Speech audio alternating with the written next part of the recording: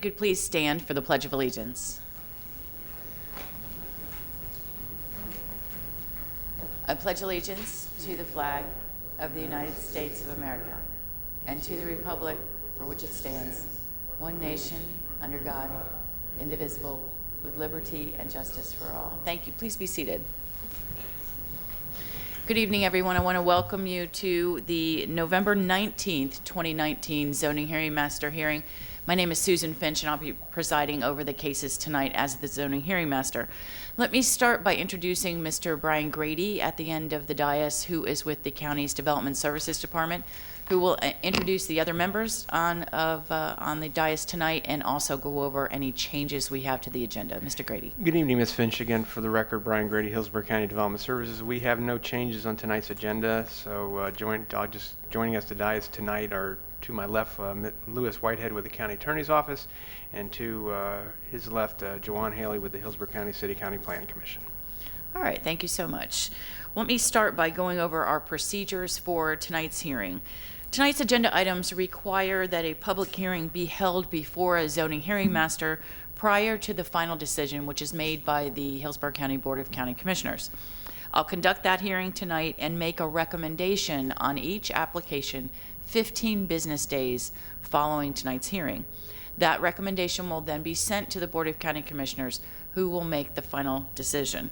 Our hearing tonight is informal. I'll ask questions related to the direct testimony presented tonight, and will call and question witnesses as I deem appropriate. And I will decide all questions on procedure. Irrelevant, immaterial, or unduly repetitious evidence will be excluded.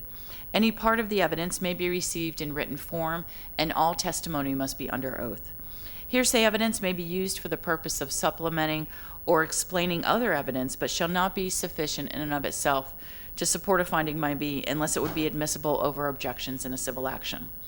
Our order of presentation tonight is as follows. Mr. Grady of the Development Services Department will provide a brief introduction to each agenda item.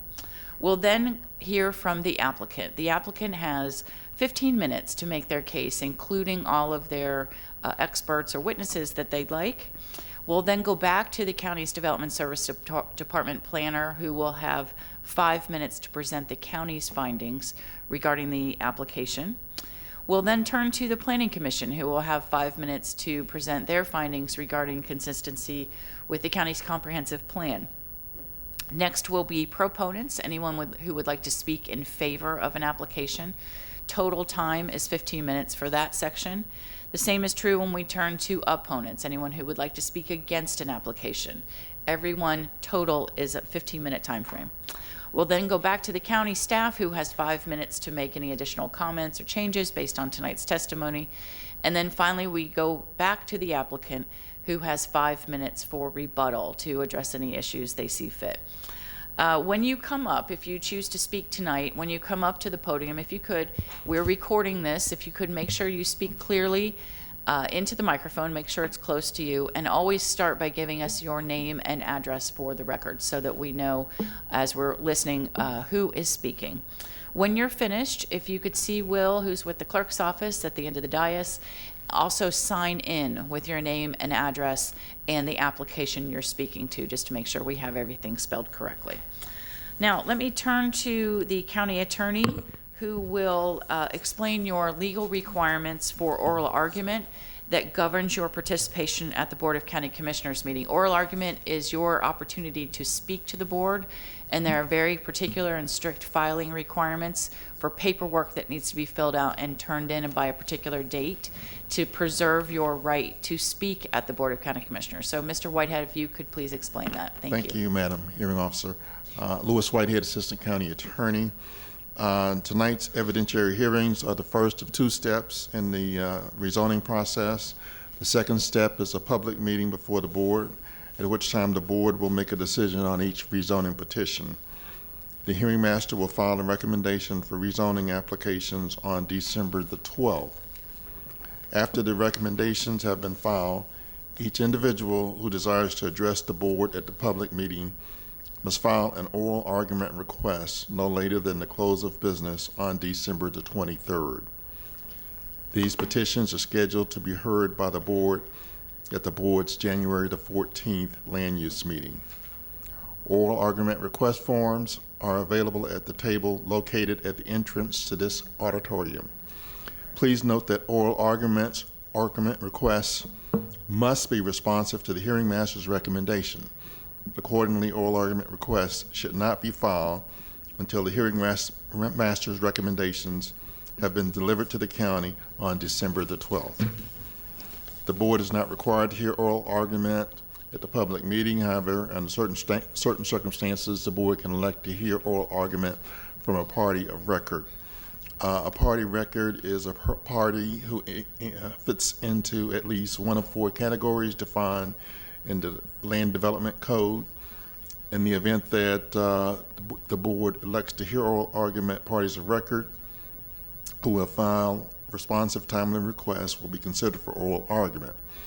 Oral argument requests should clearly indicate why oral argument is necessary to address at least one of 4 outstanding issues set forth in the Land Development Code.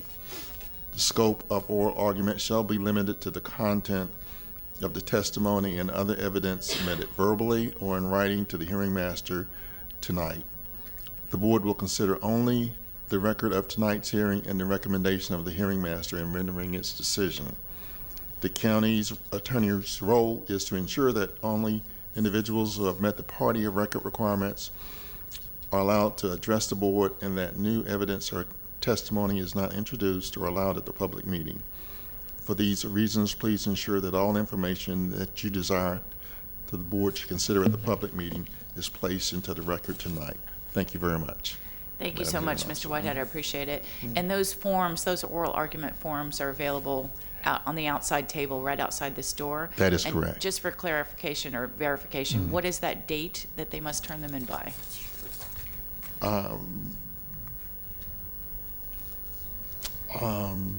December the 23rd. December 23rd. So Right. if you want to preserve your right to speak to the Board of County Commissioners, you need to pick up that form right outside the door and turn it in on the instructions that's on the form by December 23rd. All right. As I mentioned, all testimony must be under oath. So if you plan to speak tonight, if you could please stand and raise your right hand, and I'll swear you in. Only if you plan to speak tonight do you need to do this. All right. Do you solemnly swear to tell the truth, the whole truth, and nothing but the truth, so help you God? Thank you so much. Please have a seat. All right, Mr. Grady, we're ready for the first case.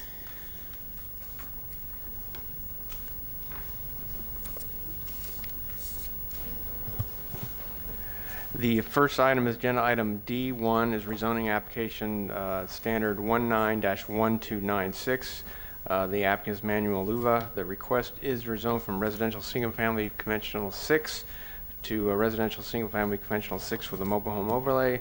Stephen Beachy will provide staff recommendation after presentation by the applicant. All right, is the applicant here? Yes, if you could please come forward.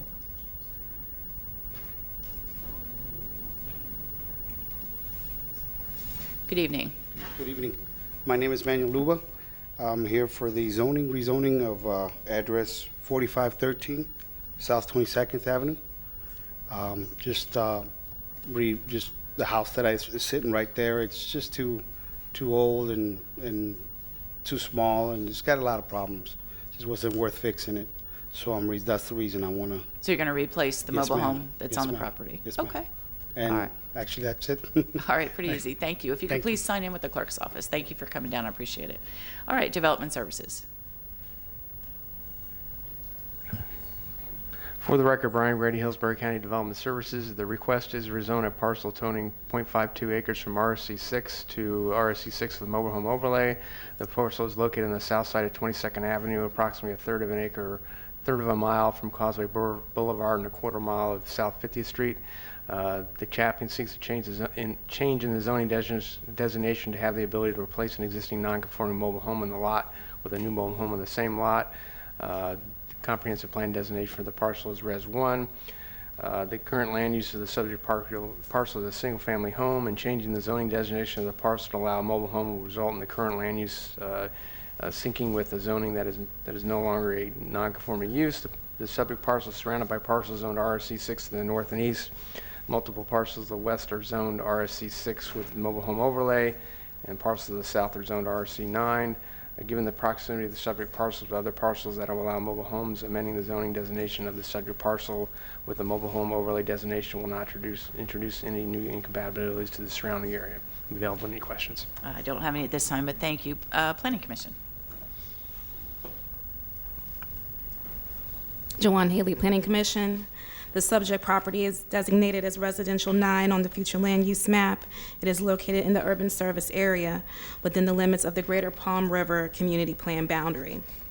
The applicant's request to rezone the subject site from residential single-family conventional 6 to residential single-family conventional. Let me go back. From residential single-family conventional 6 to residential single-family conventional 6 with mobile home overlay is consistent with the residential 9 future land use category. The specific intent of the Res 9 future land use category is to designate areas that are suitable for low, medium density residential development, as well as urban scale, neighborhood, commercial, office, multi-purpose projects, and mixed-use developments. Policy 1.4 of the future land use element defines compatibility as the characteristics of different uses, activities, or design which allow them to be located near or adjacent to each other in harmony. In this case, the applicant's request is compatible with the development pattern within the area. There are mobile homes that exist to the immediate west, north, and east of the subject site on the south side of South 22nd Avenue.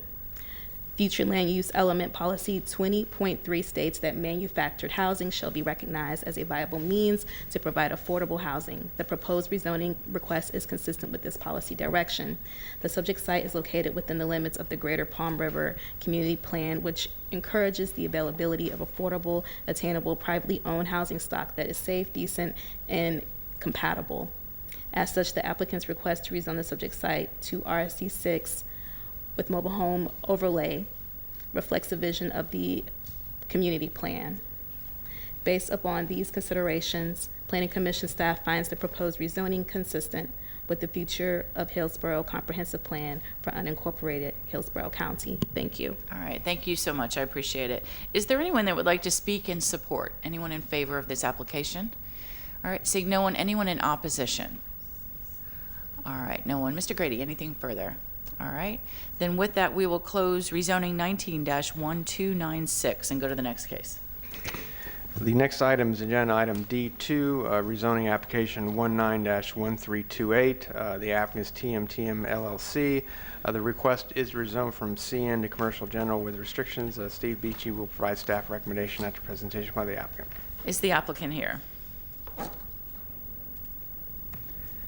Is the applicant here for agenda item D2, rezoning 19-1328? All right, Mr. Grady, you want to move this to the end of the agenda, see what happens? We'll see if we can try to get in touch with that applicant. Okay, all right, then we'll call the next one. The next item then is agenda item D3, rezoning application 19-1404. The applicant is Eugenio Vasquez. The request is rezoned from ASC 1 to RSC 6. The agenda does say RSC 9, but the applicant did amend the request to RSC 6. Tanya Chappella will provide staff recommendation after presentation by the applicant. All right, good evening. My name is Eugenio Vasquez. I live in 5411 16th Avenue South in Tampa, Florida, 33619. I'm here to ask you to consider my application to change the zoning in an area where I live because it's compliant with most of the houses in the area. And also, I'd like to say that I'm considering, because my granddaughter is here with her husband, and I'm planning to build a house in this new lot that I'm dividing from my regional property, which is 1 acre, and we divided it in two. And it's complying most of they had asked me to do. And I'd like to be considered, my application in favor of approval. I did have one question, and that was just to verify. So your request is for 2 lots, not 3. You want to make it 2 lots or 3 lots total? No, I had 1 lot and divided in 2. Right, so it'd be 2 at the end of the day. Yes. I see. Okay. All right. Does that complete your presentation? Yes, sir. Thank you so much. If you could please sign in. Development Services.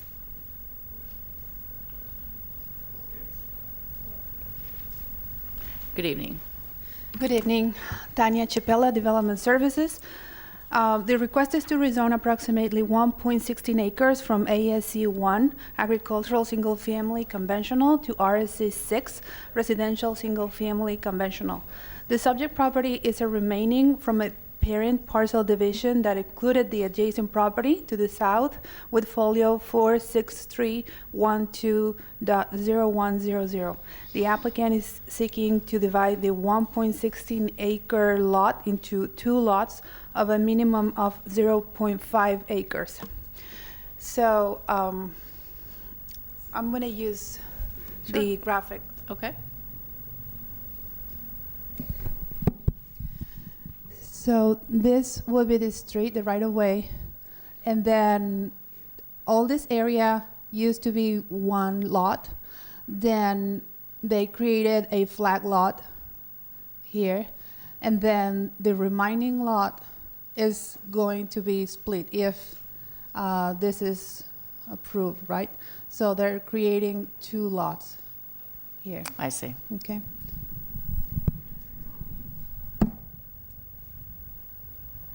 And those lots are using well and septic tank Um, for their utilities? That would be, there is water available by the city of Tampa, but they don't have wastewater I see. availability. Okay. So properties with the zoning RS6 are present in the surrounding area to the northeast. Additionally, most of the properties along 16th Avenue to the east between the property and 58th Street are 0.5 acres or less, a pattern compatible with the proposed lot configuration. Staff finds that the proposed zoning district RS6 residential single-family conventional is compatible with the surrounding development and zoning patterns. At the time of the filing of the Planning Commission comments, the applicant was requesting RSC 9. Then the Planning Commission found RSC 9 rezoning inconsistent with the future of Hillsborough Comprehensive Plan for unincorporated Hillsborough County. Then the proposed development of the lot will require the installation of a septic tank instead of connecting to the city sanitary collection system. So per the Land Development Code, Section 40203, a parent parcel or lot of record within the urban service area may be subdivided into 2 lots to be served by septic tanks, provided connection to public wastewater service is not feasible, unless a variance is granted to allow creation of a 3rd lot. So in this case, they already created 2 lots, and since they're trying to have a 3rd lot, that would not be permitted without a variance. So the proposed development of the parcel would not comply with the site development guidelines, and a variance will be required to allow the 3rd lot on a septic tank. Because a variance cannot be granted as part of the zoning process and the granting of a variance is not guaranteed, the proposed rezoning cannot demonstrate compliance with the maximum number of lots on septic, and staff cannot support allowing increased development potential that does not comply with the Land Development Code requirements for the maximum number of lots on septic without need of a variance. Staff finds the request not supportable, and I'm glad to answer your questions. No, you answered it. That was my question about the septic tank, but you answered it. Thank you so much. Planning Commission. Jawan Haley, Planning Commission.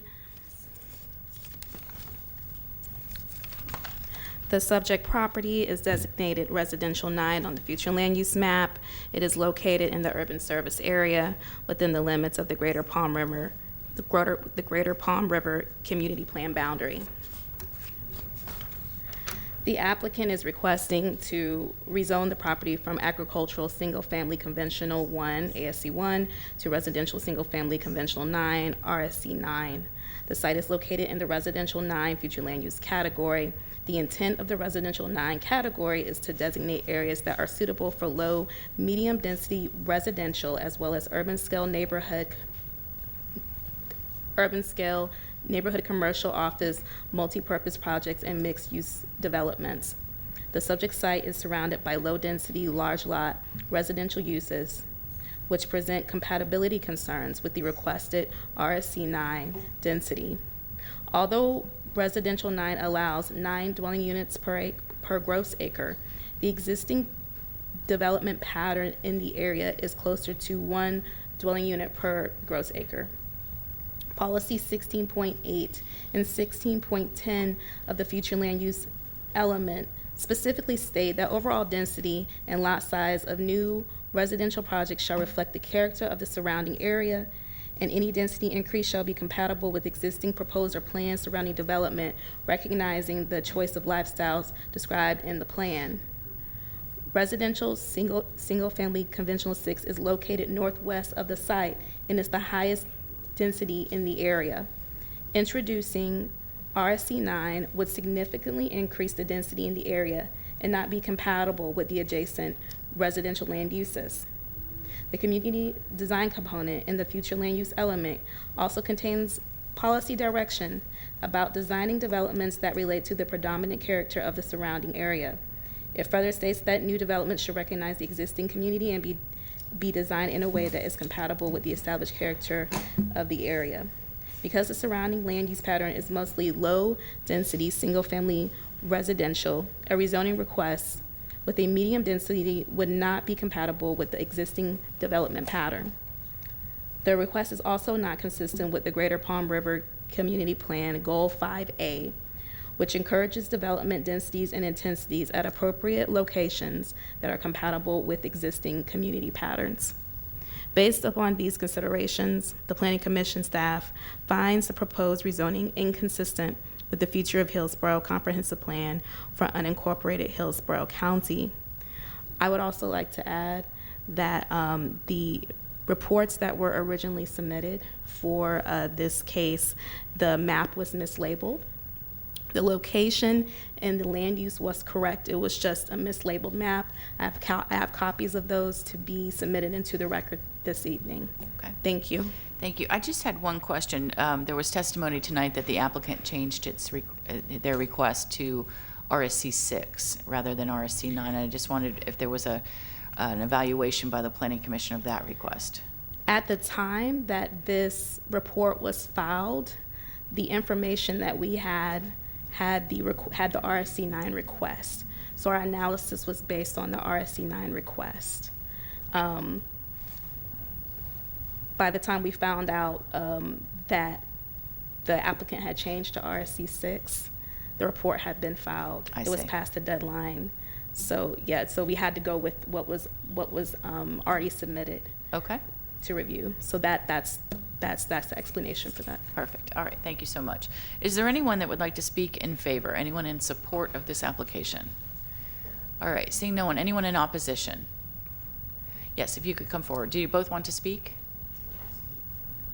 Whoever would like to speak, if you could please come forward. It just speeds up the time. That would be great. You have 15 minutes total, so we'll give you 5 minutes each. Feel free not to take the whole 5 minutes if you'd like, but you're welcome to it. Good evening.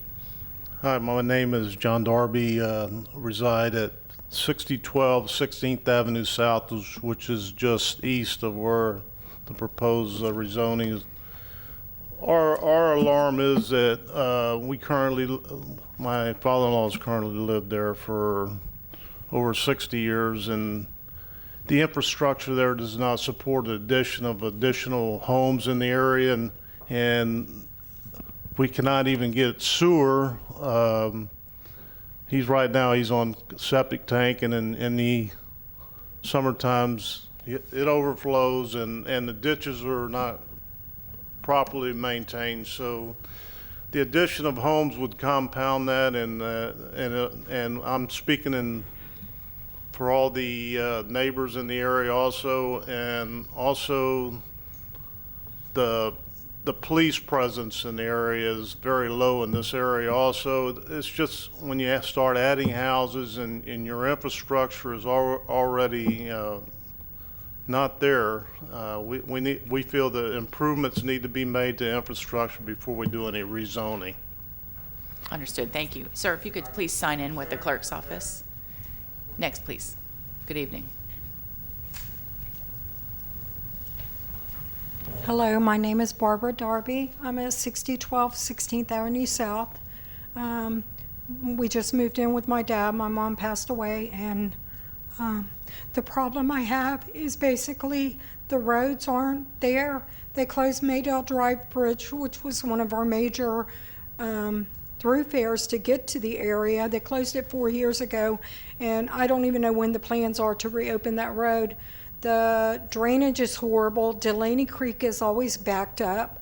There's always debris in the ditches. The roads, they're just not, they can't keep building and building and building till they do something with the roads there. That's Right. the problem. Thank you for coming down. I appreciate it. If you could please sign in. Yes, sir.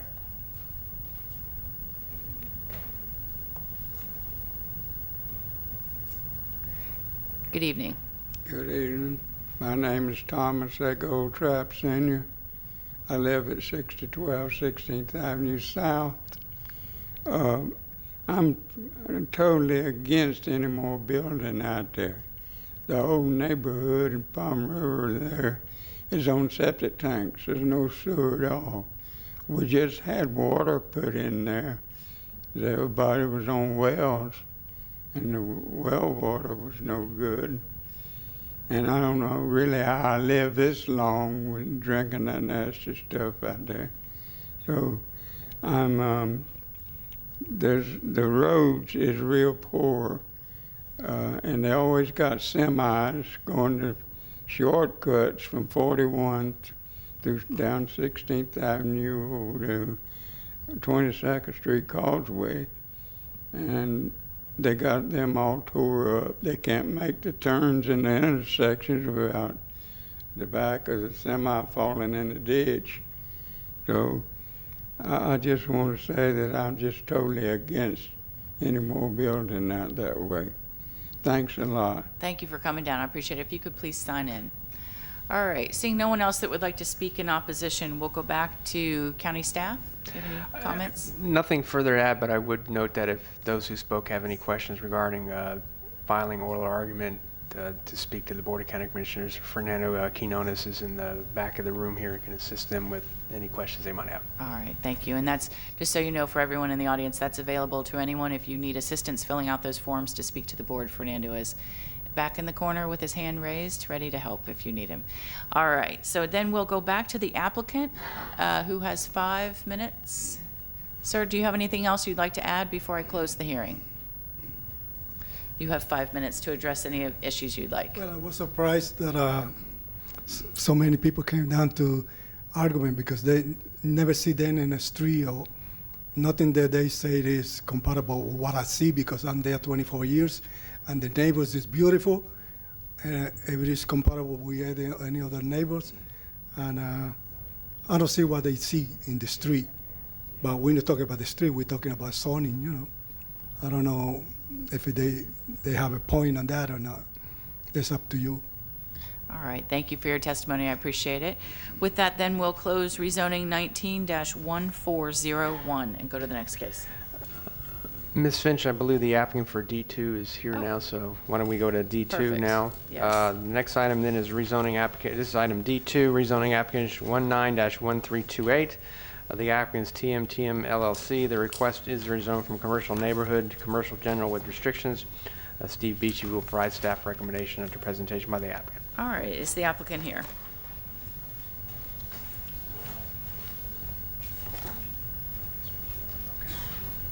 Good evening. Good evening. My apologies for being late. I got Ms. caught Finch, she in needs traffic. to be sworn in. Okay, if you can just hold for a second, I need to swear you in for your testimony. And if anyone else came in a little late and was not sworn in, if you could please stand and raise your right hand. Do you solemnly swear to tell the truth, the whole truth, and nothing but the truth, so help you God? Yes, ma'am. Thank you so much. All right, please continue. Start by giving us your name and address, please. Sure. My name is Elizabeth Hernandez. I'm the office manager for TMTM LLC. All right, if you could bring the microphone just a little closer to you. Sorry. There you go. The address is 6029 Memorial Highway, Tampa, Florida, 33615. Okay. Would you just tell us a little bit about the request? What we're requesting is to rezone the property, which is currently Zone CN Commercial Neighborhood, and we're looking to get it rezoned to CG Restricted to allow a neighborhood used car lot.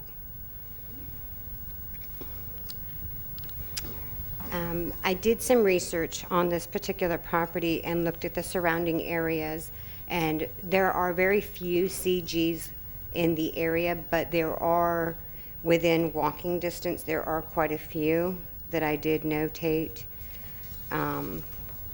There's a CG 5.3 miles, 2.3 miles, 0.4 miles, 0.2 miles. The property is next to a gas station. There is a traffic light prior to arriving to that property to allow for traffic flow so that there wouldn't be any issues with the traffic flow.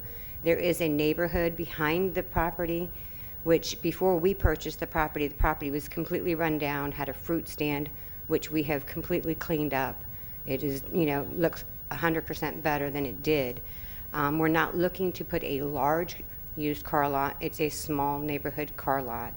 Across the street, there is a auto repair shop, so that's why we're asking for a CG restricted to allow us to use it for the used car lot, but to not allow any major CG commercial businesses in there, just to minimize it and still allow the CN commercial neighborhood.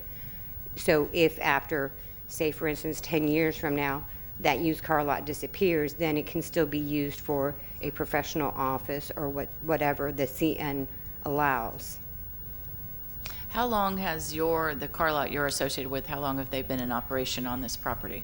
They were actually asked to remove all vehicles from the property. We didn't realize that they could not be on the property until we were cited, and so that's when we started this process.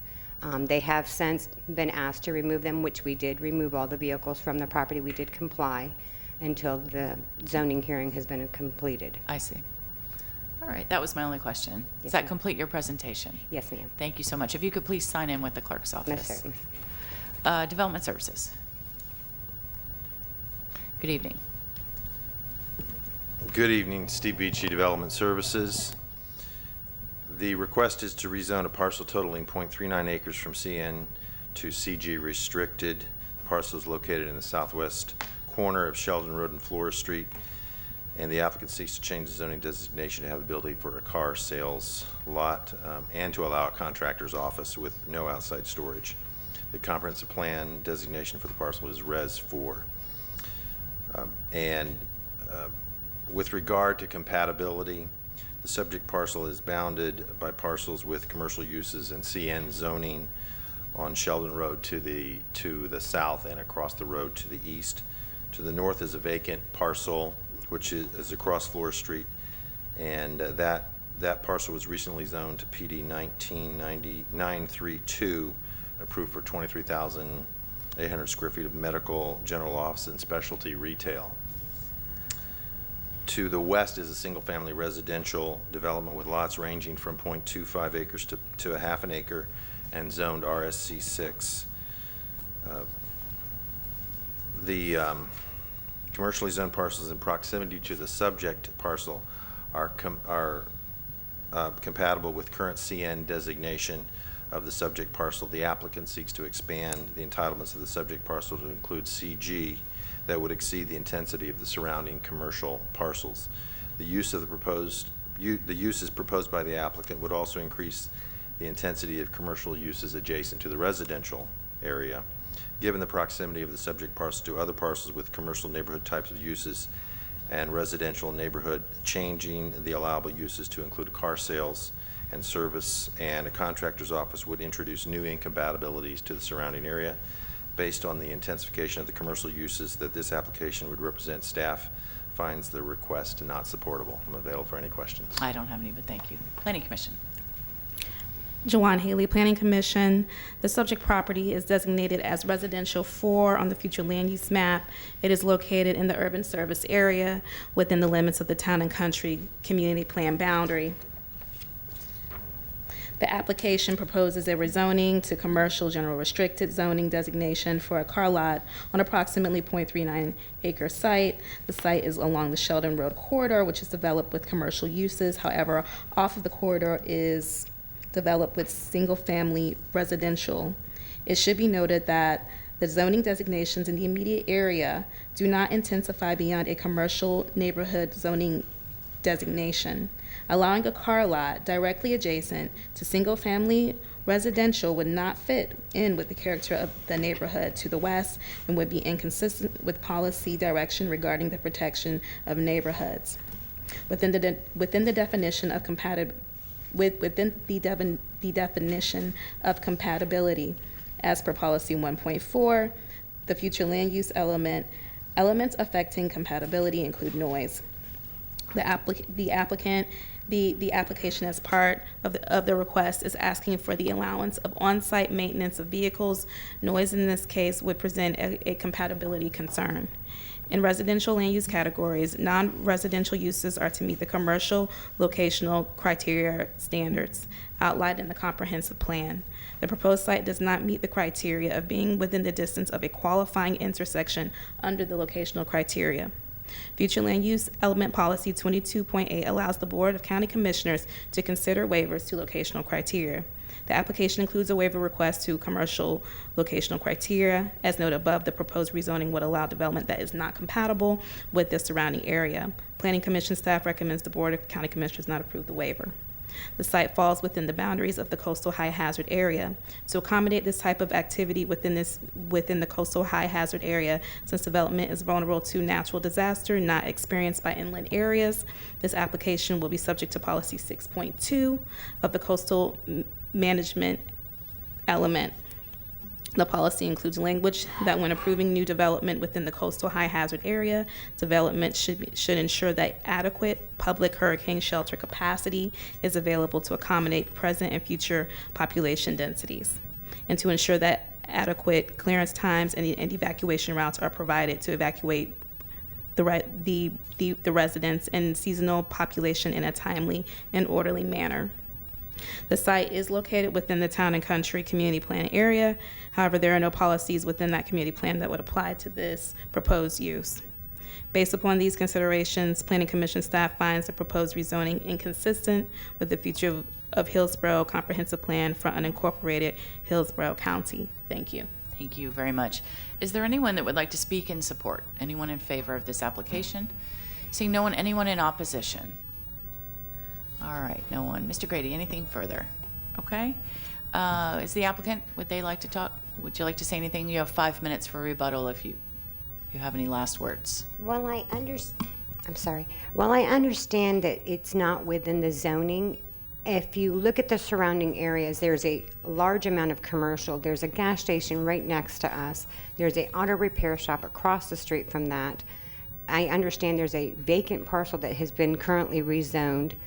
So I don't understand why a small commercial restricted for a used car lot. It's not where we don't do maintenance there. There will be no maintenance done on that property. It's just sales of automobiles to a neighboring community. That's what our wish is to do. All right. Well, thank you for that. I appreciate it. Then with that, we'll close rezoning 19-1328 and go back to agenda item D4. Is that correct? Yes, the next item then is agenda item D4, rezoning application 19-1463. The applicant's Heidi Hernandez Diaz. The request is to rezone from agricultural single-family 1 to residential single-family conventional 6. Israel Monsanto will provide staff recommendation after presentation by the applicant. All right. Is the applicant here? Good evening. Good evening. My name is Heidi Hernandez Diaz. I live in 5812 South 16th Avenue, Tampa. I want to rezone my property from ASC1 to RSC6 because I would like to build a property for my family. My English is not very good, so I have a friend with me who is going to answer all your questions and everything. I don't have any other questions unless you had something else you wanted to add. Yeah, we just wanted to point out that the property is ASC Ma'am, can 1. you provide your name and address? My name is Anna Chirino. And your address, please. My address is 3603 Crenshaw Lake Road, Lutz, Florida 33548. Thank you. The reason why they have to ask for rezoning for their family dwelling is because there's already an existing property that's 1,000 square feet on the property. And in order for them to build their home, they would have to build a house that's larger than 4,000 square feet, which is way bigger than what they want to build for their new family that's on the way.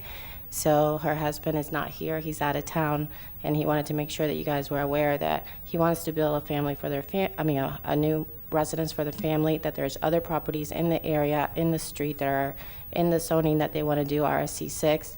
Across the street and next door, there's RSC 3, so it's not like changing so much from ASC 1. It's not a lot of 1 acre lots, and they just really don't want to build a house that's 4,000 square feet for a family of 4. All right, thank you so much. I appreciate it. If you could please both sign in with the clerk's office, Development Services. Oh. And they have a list of the neighbors that they're submitting that have signed off for approval. Oh, absolutely. You can submit that into the record. Thank you. Good evening. Good evening, Israel Monsanto Development Services. I will put some maps on the Elmo. Okay.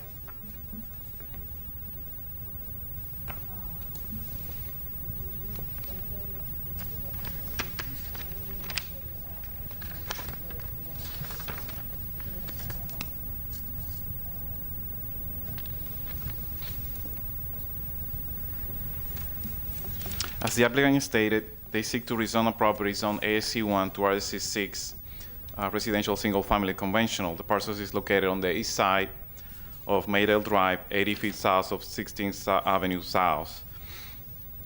The applicant intends to subdivide the parcel in 2 new properties, a minimum of 7,000 square feet in size, each consistent with the RSC 6 zoning district development standards. There is an existing home placed on the southern portion of the parcel, and per the submitted property boundary survey, the dwelling unit is placed 6.6 feet from the southern parcel line, which is a side yard, and 7.1 feet from the east parcel line, which is a rear yard. The RC6 zoning district will require 7.5 feet of side yard setback and 25 feet of minimum rear yard. The applicant will be required to apply for a legal non-conforming structure determination for the existing dwelling unit, since the side and rear yards of the dwelling do not meet setbacks requirements for either the ASC 1 or the RSC 6. New residential development will need to connect to public water and sewer, and the applicant has been advised to contact the City of Tampa for both of those. The general area consists today of single-family detached homes. Surrounding zoning in the immediate area mostly consists of ASC 1, RSC 3. There are RSC 6 zoning districts found in the vicinity a few feet to the north along Maydale Drive and 16th Avenue South, and also south of the project site. The area today is a mix of large and medium-sized single-family parcels. The request to rezone the subject parcels to RSC 6 would allow subdivision of the property to create 2 new lots, similar in size to other parcels in the area. Additionally, since the parcel has a frontage of 151 feet and is 115.7 feet in depth, the subdivision into 2 new lots will be at least 70 feet wide, would be in accordance to the RSC 6 zoning minimum lot width and also the minimum size of 7,000 square feet. This rezoning, if approved, would permit 1 additional home to be built on the subject parcel after it is subdivided through our subdivision and site development site review process. Therefore, the addition of 1 single-family home would not impact the existing surrounding residential pattern. We have received some concerns by some area residents, and specifically they are concerned with 1 additional unit being placed in the area. However, based on the nearby development pattern consisting of similar lot sizes and zoning districts, staff finds that adding 1 additional single-family detached home is compatible with the area. And the applicant has changed his request from the original RSC 9 to permit 2 additional homes to now 1 additional home. Therefore, staff recommends approval of this request. I'm available if you have any questions. Just a quick question. I think you answered this, but I just want to make sure it's clear on the record. So the legal non-conforming structure determination, that's administrative, correct, right? And they have sufficient acreage and width to subdivide the property. Correct. So regardless of how that works out, they could proceed if this rezoning were approved after the property is subdivided, they have a legal lot, the vacant lot will be legal. Correct. Okay, thank you Yes. very much, I appreciate it. Planning Commission. Jawan Haley, Planning Commission. The subject property is designated as Residential 9 on the future land use map. It is located in the urban service area within the limits of the Greater Palm River Community Plan boundary. The applicant is proposing to rezone approximately 0.37 acres from agricultural single-family conventional 1 to residential single-family conventional 6. A single-family residence currently occupies the site. The residential 9 future land use category typically includes residential, neighborhood, commercial, office uses, multi-purpose projects, and mixed-use developments.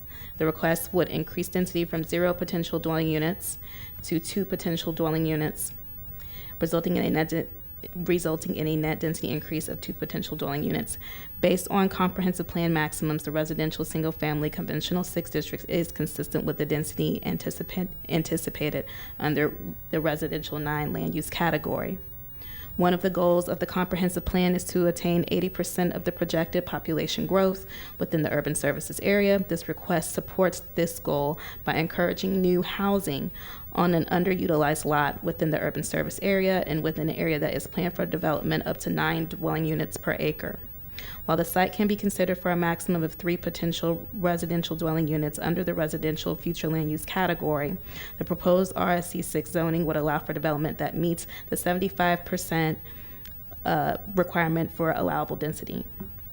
This is consistent with the minimum density requirement in the urban service area, helping to ensure an adequate supply of housing is available to meet the needs of the county's present and future populations. The site is within the limits of the Greater Palm River Community Plan. The plan encourages and promotes new infill and redevelopment that is compatible with the surrounding development pattern. The site is surrounded by single-family residences on all sides. North of 16th Avenue, south is RSC 6 zoning, and directly to the west of the subject site is RSC 3, which allows 3 residential dwelling units per acre. The proposed zoning would allow for development that is comparable and compatible with the surrounding residential uses. Based upon these considerations, Planning Commission staff finds the proposed rezoning consistent with the future of Hillsborough Comprehensive Plan for unincorporated Hillsborough County. Thank you. Thank you so much. Is there anyone that would like to speak in support? Anyone in favor? Seeing no one, anyone in opposition? Yes, if you could please come forward.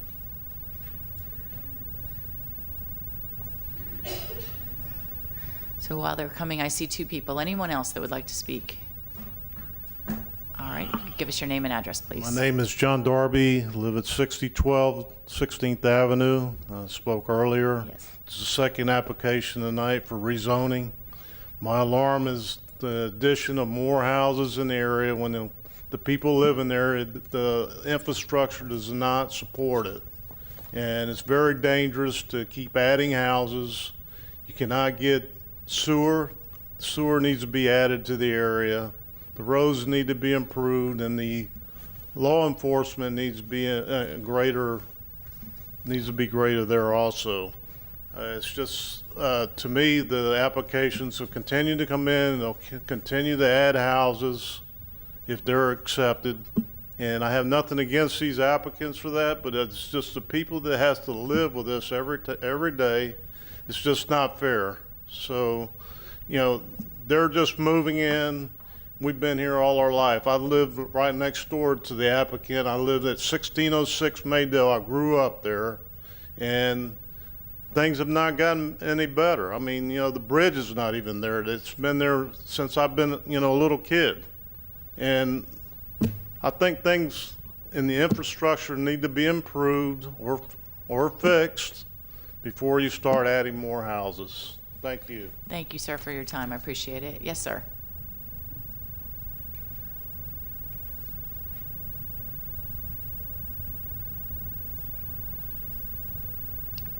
Good evening. My name is Thomas Goldtrap Sr.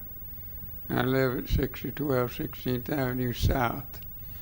And that's right at the corner of Maydale Drive and 16th. And just like John just said, the infrastructure there is poor. poor. And the house, everything in that neighborhood is on septic tanks. There's no sewer at all, and we can't get sewer in there. And I called the county to ask them how much it would cost me, because they do have sewer running down Mayfield Drive, and how much it cost me to tap into that sewer line. And they told me to run the tap 200 feet to my house would cost me $40,000. And I just draw a little Social Security check every month, and there's no way. So thank you very much. Thank you for coming down, sir. I appreciate it. Yes, ma'am. Sorry. My name is Barbara Darby, 6012 16th Avenue South. I don't have a problem with the people that are applying for this. I don't want to be misunderstood on that. But the infrastructure, we all agree, is not there. It's not.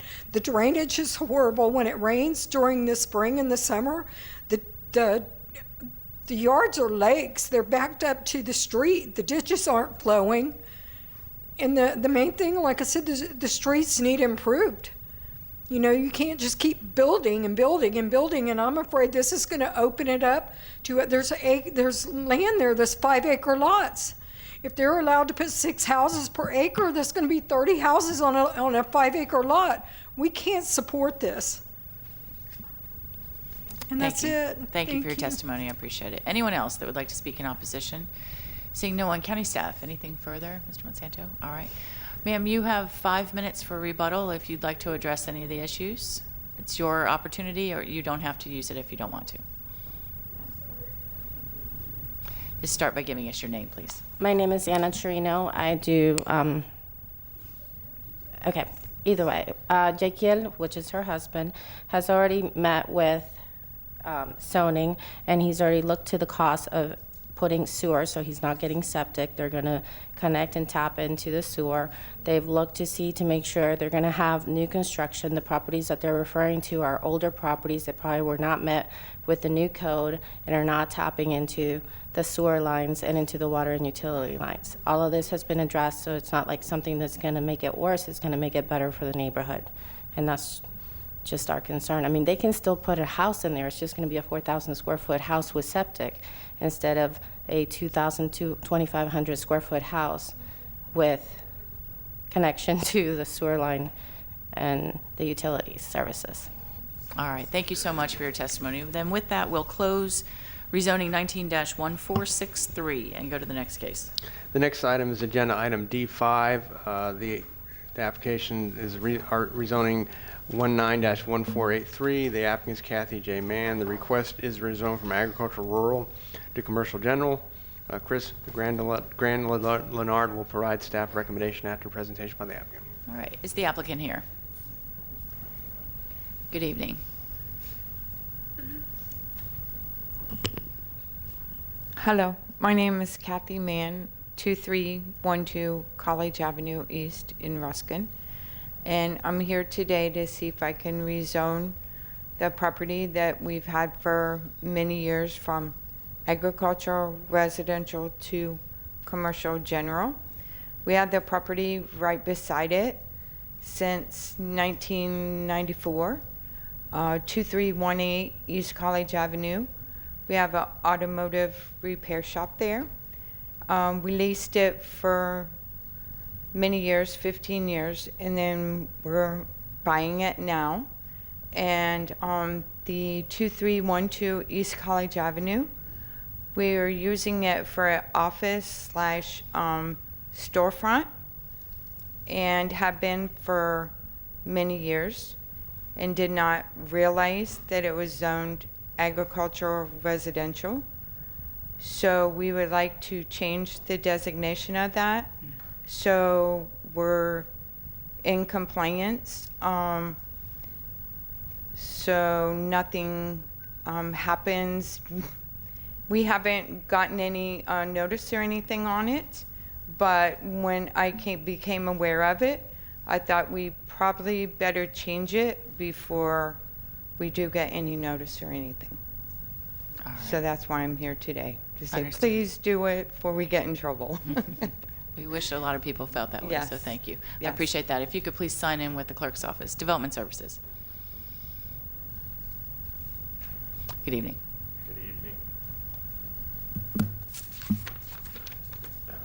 Chris Graulenard, Development Services. The request is to rezone a developed parcel totaling 0.52 acres from AR, Agricultural Rural, to CG, Commercial General. The parcel is non-conforming to the current zoning designation with regard to lot size and use.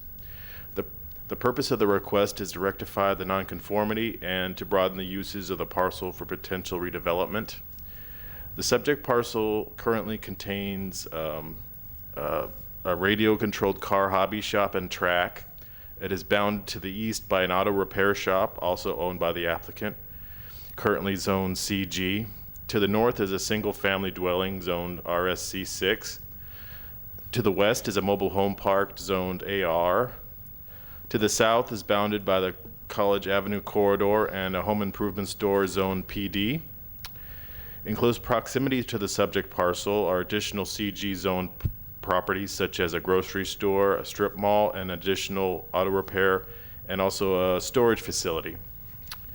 Based on the well-established pattern of commercial uses located along the College Avenue corridor in this area, the introduction of the CG zoning designation is consistent and compatible with the surrounding area, and staff finds that the proposed rezoning will not introduce any new incompatibilities. There are no agency objections, and staff finds the request approvable. I'll be glad to answer any questions. I don't have any, but thank you. Planning Commission. Joanne Haley, Planning Commission. The subject property is designated as Suburban Mixed Use 6 on the future land use map. It is located in the urban service area within the limits of the Ruskin and South Shore Area-Wide Systems Community Plan boundary. The applicant is requesting approval of a rezoning from agricultural rural to commercial general, which would allow the existing race car track and hobby shop on the site. The applicant also owns the auto repair shop located to the east of the subject property, which is already zoned commercial general. The comprehensive plan encourages the concentration of commercial uses in one area per future land use element policy 23.2. The subject property has a future land use classification of suburban mixed use 6 due to the site's proximity to the intersection of 24th Street East and College Avenue, State Road 674. The site meets locational criteria, and the use would be appropriate at this location. This portion of the College Avenue corridor includes a variety of land uses, such as light and heavy industrial uses and light and heavy commercial uses with mobile homes and vacant residential lots. The proposed rezoning is compatible to the surrounding development, as the subject property is surrounded by scattered commercial uses. In addition, the Ruskin Community Plan emphasizes the importance of business growth and the provision of jobs within the community. Specifically, the community plan encourages the commercial uses along College Avenue between 21st Street and the eastern boundary of the community plan area. The proposed use is compatible with the commercial development occurring in this area of the Ruskin community. Based upon these considerations, the Planning Commission finds the proposed rezoning consistent with the feature of Hillsborough Comprehensive Plan for unincorporated Hillsborough County. Thank you. Thank you so much. Is there anyone that would like to speak in support? Seeing no one, anyone in opposition? No one. County staff, anything further, ma'am? Anything else? All right, then with that, we'll close rezoning 19-1483 and go to the next case. The next item is agenda item D6, a rezoning application 19-1487. The request is to rezone from AS1 Agricultural Single Family 1 to RMC 12 Residential Multifamily Conventional. Monita Makata with county staff will provide staff recommendation after presentation by the applicant. All right, is the applicant here? Yes. Yes, the applicant goes first. Good evening. Good evening, Commissioners. My name is Brenda Iyer. I'm the applicant. Could you give us your address, please? Yes, the address of my address? Your address. 680 14th Avenue South, Safety Harbor, Florida, 34695. Okay. The nature of my request is rezoning from the current zoning AS-1 to the underlying district comprehensive plan CMU 12, which would allow for RMC 12, multifamily. All right. To help me with, and I can talk to staff about this as well, but there seems to be a discrepancy in the acreage of the property. That's because there are two parcels. Okay.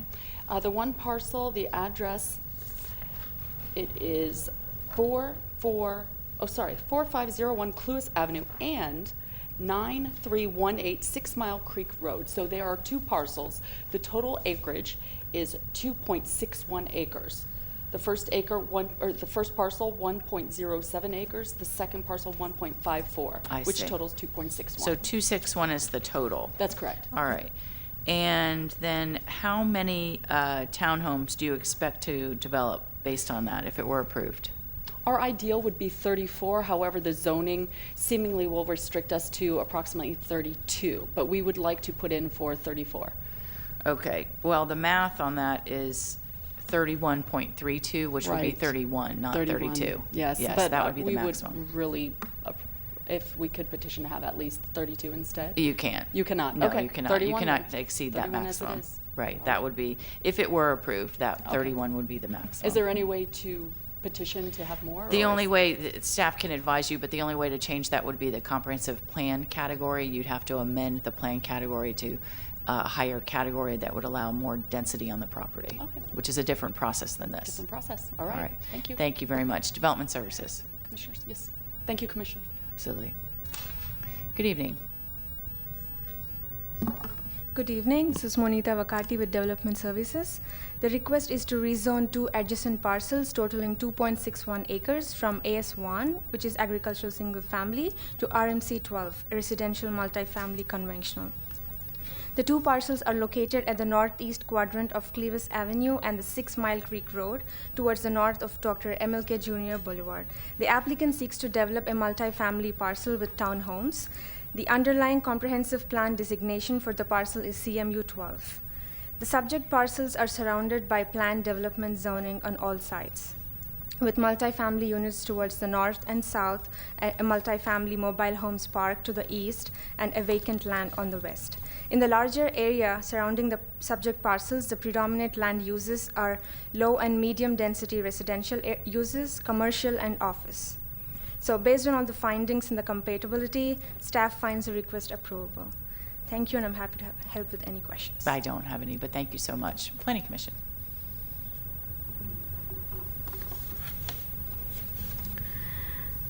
The subject property, Jawan Haley Planning Commission, the subject property is designated as Community Mixed Use 12 on the future land use map. It is located in the urban service area within the limits of the East Lake Orient Park Community Plan boundary. The applicant is proposing to rezone the subject property from agricultural single family to residential multifamily conventional 12. Based on the application, the applicant intends to develop the site for townhomes. The site is within the Lake Orient Park Community Plan and is presently occupied by single-family residences. Planning Commission staff has reviewed the application and found no adverse impacts to the surrounding neighborhood. The portion of Cluess Avenue is urban in character with a mix of single-family and multifamily residential uses. Mobile home parks exist directly to the north and east of the subject site, and to the south on the south side of Cluess Avenue is a multifamily apartment complex. Undeveloped land is immediate to the west of the subject site on 6 Mile Creek Road. The request would allow for a development that is similar in height and scale of the surrounding residential uses found along this portion of Cluess Avenue, consistent with policy direction relating to compatibility and the comprehensive plan. The request is also supportive of the Lake Orient Park Community Plan, which encourages new development to be designed in a way that is compatible with the established character of the surrounding neighborhood. One of the objectives of the comprehensive plan is to attain 80% of the projected population growth within the urban services area. The request supports this objective by encouraging new housing on an underutilized lot within the urban service area and within an area that is planned for development up to 12 dwelling units per acre of land Furthermore, this request would help to ensure an adequate supply of housing is available to meet the needs of the county's present and future populations. In conclusion, the request is supportive of the policy direction provided in the Lake Orient Park Community Plan and is consistent with the long-range development pattern anticipated under the Community Use 12 Future Land Use Map category. Based on these considerations, Planning Commission staff finds the proposed rezoning consistent with the future of Hillsborough Comprehensive Plan for unincorporated Hillsborough County. And I just want to clarify for the record, staff analysis was based on the 1.54 acre site size. So I just wanted to make sure that was inserted into the record. All right, but it doesn't change your recommendation to hear that it's 2.61 acres. It does double the size, but the use is consistent with the land use category. All right, thank you for that. I appreciate it. Then we'll ask for anyone that would like to speak in support. Anyone in favor? Seeing none, anyone in opposition? No one. Mr. Grady, anything further? Ma'am, anything else? All right, then we'll close rezoning 19-1487 and go to the next case. The next item is agenda item E1, rezoning application PD 19-1168. The applicant is Deborah Dove. The request is to rezone from RSC2 and ASC1 to a planned development. Michelle Heinrich will provide staff recommendation after presentation by the applicant. All right, is the applicant here?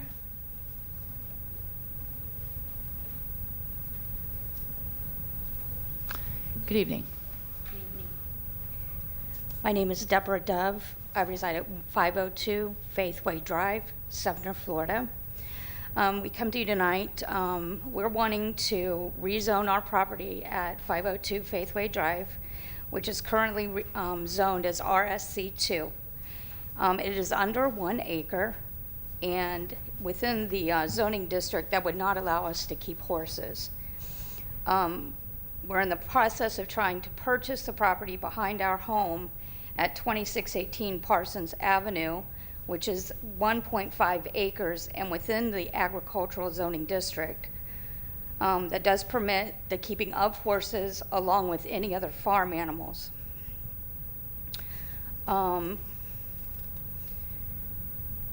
With purchasing the portion of the property behind us along with 0.1 acres of our property, it would give us the required acreage needed in keeping 3 horses, which is currently zoned for agriculture behind our home.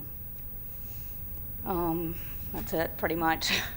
All right, I just had a quick question. I just want to make sure I understand. I have a graphic in my staff report that talks about lot 1 and 2, and it says you want to rezone 2 lots for a combined acreage of 2.24 acres. Does that sound right? With our acreage and their acreage, it's 2.24. Okay, and then your lot is existing, and then 0.74. the skinny lot behind you, that's the piece you're attempting to buy? Yes. I see, okay.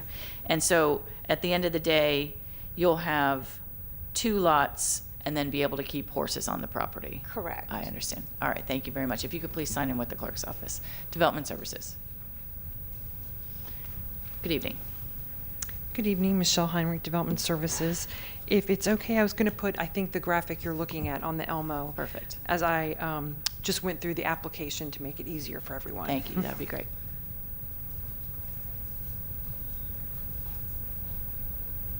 Yes, I see it.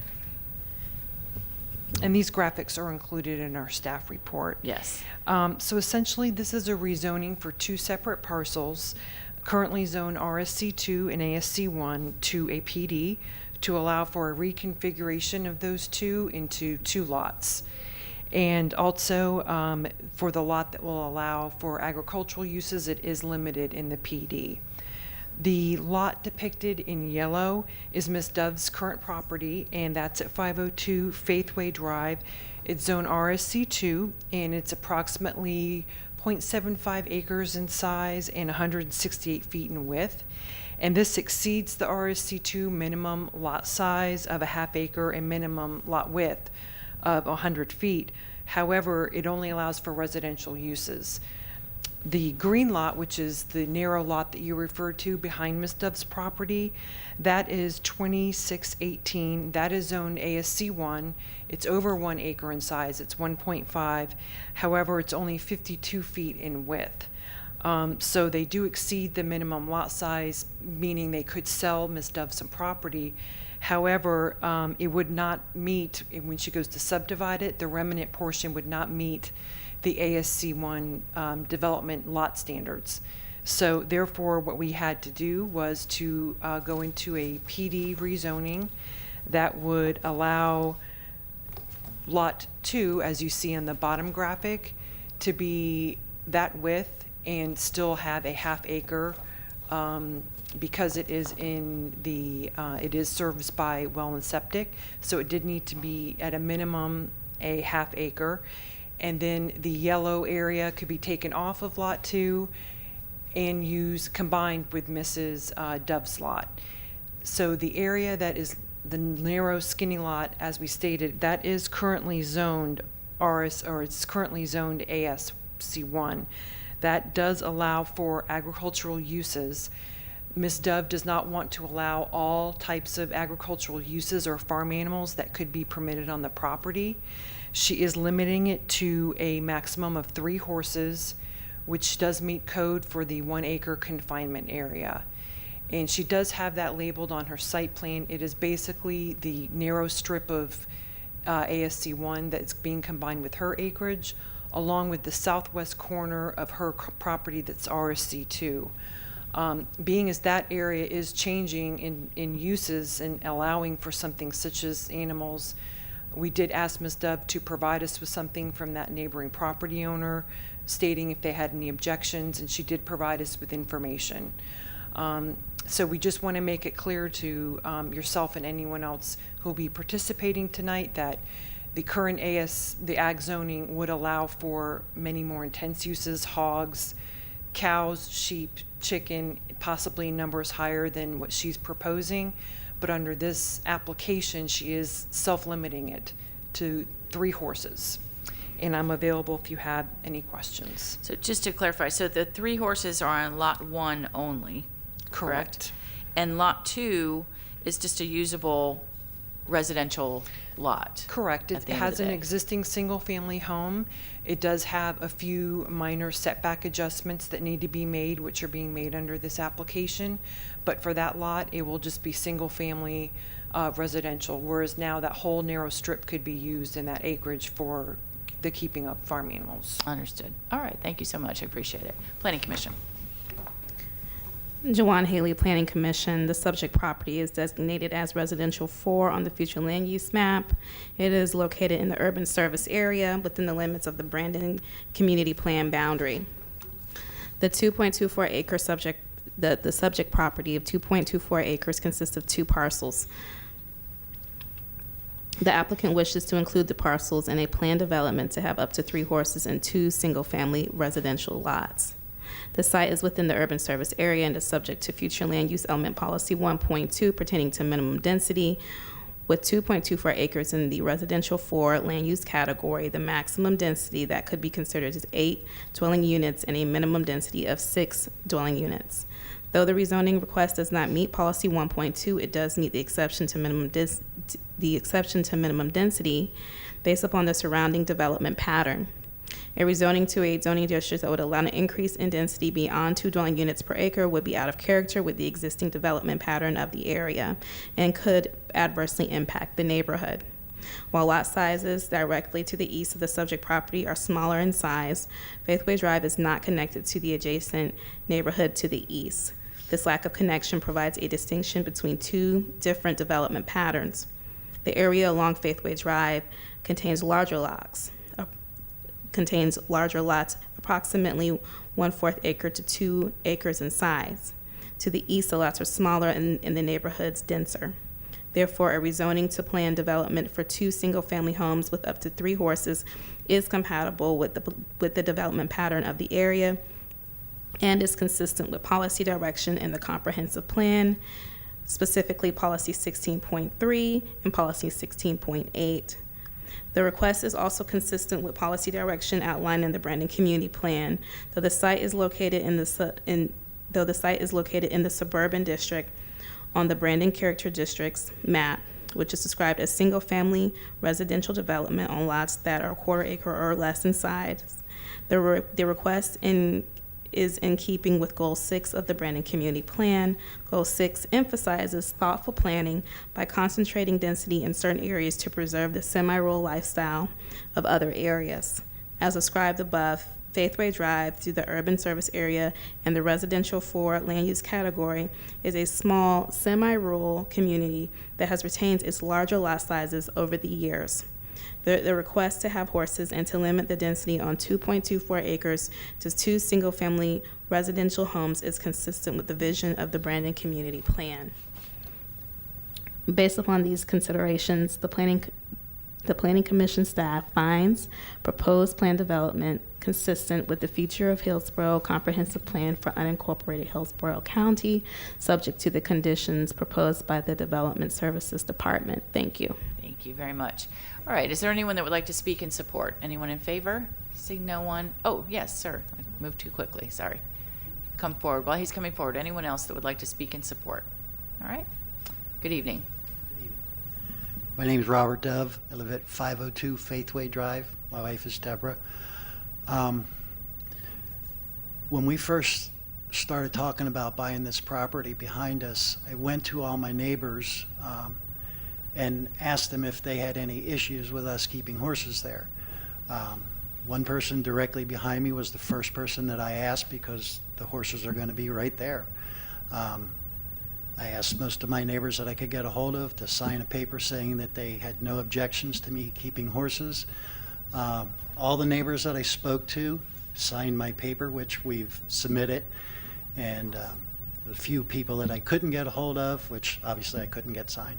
But I just wanted to put that for the record, that I did talk to the neighbors and got some signatures. I appreciate the testimony. I you. appreciate it. If you could sign in. All right. Is there anyone in opposition? Anyone opposed? Yes, if you could please come forward.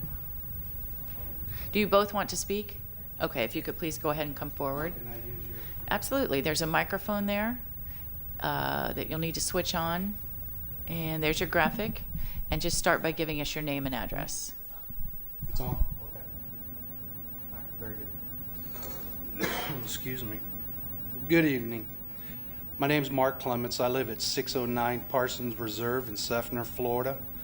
I am currently serving as the president of Parsons Reserve Homeowners Association, and I'm representing Parsons Reserve in the matter of this rezoning request 191168. I live directly behind the property that is requesting the rezoning. Parsons Reserve Homeowners Association is a deed-restricted neighborhood. After homeowners received the application notice 191168 for the planned development rezoning, Parsons Reserve homeowners decided that 3 horses boarded on the property requesting rezoning is not in the best interest of Parsons Reserve, and we are opposing the rezoning of that property. Myself and other concerned homeowners don't want our property values to go down due to the horses in the backyard, and we don't want to deal with the side effects of horse manure, smell, flies, all the associated things that go along with that. The area that's behind my house, I live directly behind them. It's only 50 feet wide and they want to buy, I don't know, 800 feet long. So you're going to take 3 horses and put them in a 50-foot strip by 800 feet long, and they only have a portion of their backyard available to corral them in addition. Sir, could I ask you Yes, ma'am. to go over to the graphic and use the microphone and point to me where your house is? I see you've got the strip laid out. Yes, ma'am. But just orient me a little bit based I on your am graphic. 609. Okay, And they are 502. I see. And these 8 homes here are part of Parsons Reserve.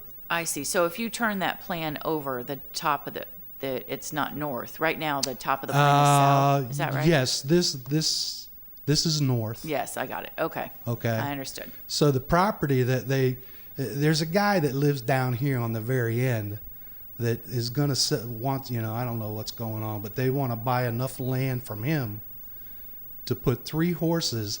that are going to roam back and forth on this 50-foot wide piece of land.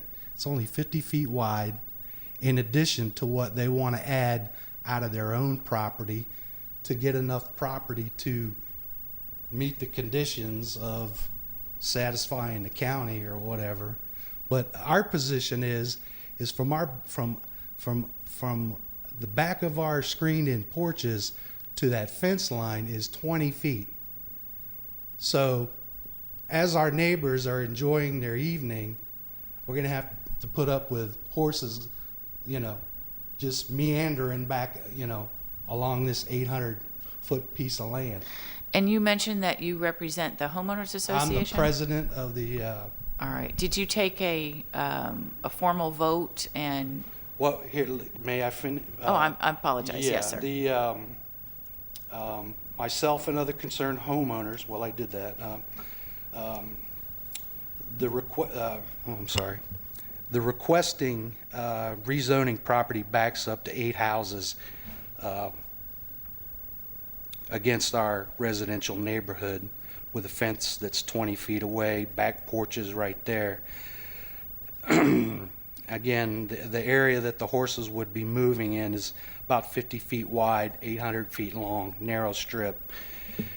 This area, in our opinion, is not enough space for 3 horses and is too close to our backyard, having exposure to there are young children along, that live on that side of the street. That, the fence is only this high right now, so, and parts of the fence are missing in certain areas of it. Parsons Reserve homeowners that are opposing this request, 1911-68, have signed their names to a document we are submitting today, November 19th, 2019. These signatures provided on November 19th, 2019, revoke any prior signatures that were attained by the applicant before receiving a letter of notice from Hillsborough County rezoning. We are asking Hillsborough County Board to understand the position we're being put in and deny any rezoning, deny the rezoning application 1911-68, preserve our quality of life and protect our properties from these requested changes. Any additional questions? No, you clarified it. Thank you so much. Thank you. Where do I submit additional? You can submit and sign in right there with the clerk's office. Yes, ma'am. Good evening. Good evening. My name is Genevieve Shields, and I reside at 609 Parsons Reserve Court, Seffner, Florida 33584. And I'm currently serving as the treasurer for Parsons Reserve Homeowners Association. And I just want to keep this up for a minute. Where did it go? Okay, there you go. Because I just wanted to point one thing out before I started telling you. If you look at this... Ma'am, you'll need to use the microphone. If you're welcome to talk from over there. You just need to use the microphone. Okay. Can you hear me? Yes, there? it's on. Okay.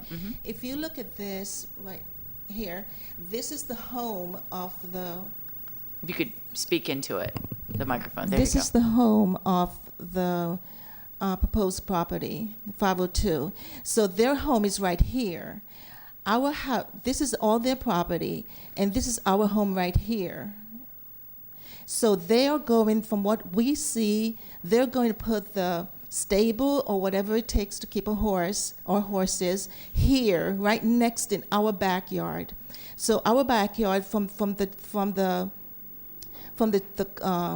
porch to our fence is 20 feet, and then after that, where that fence is, as their property line, if this goes through, it's going to be about 10 feet away from that. So now it's going to be about 30 feet from our backyard. I just wanted to point it out since we had this. Understood. Yeah. Okay. So our homeowners association believe the keeping of horses at 502 Faithway in Seffner is not only inhumane to the animals, but also will be a major nuisance and a public health and safety concern for all members in our community. It is inappropriate to keep horses on a 1-acre lot with a width of 50 feet, which is backed up to all the homes on that side next to our home. We are concerned about environmental issues. We're concerned about property values. We're concerned about children in the neighborhood. We have about 9 children in the neighborhood. We're concerned about the maintenance of the horses by the owners, and we're concerned about the proximity to the major roads in Seffner. Regarding the environmental issues, there will be a constant bad smells and dust produced by these animals. Their manure is atrocious and will make it difficult for neighbors to use their backyards or open their windows.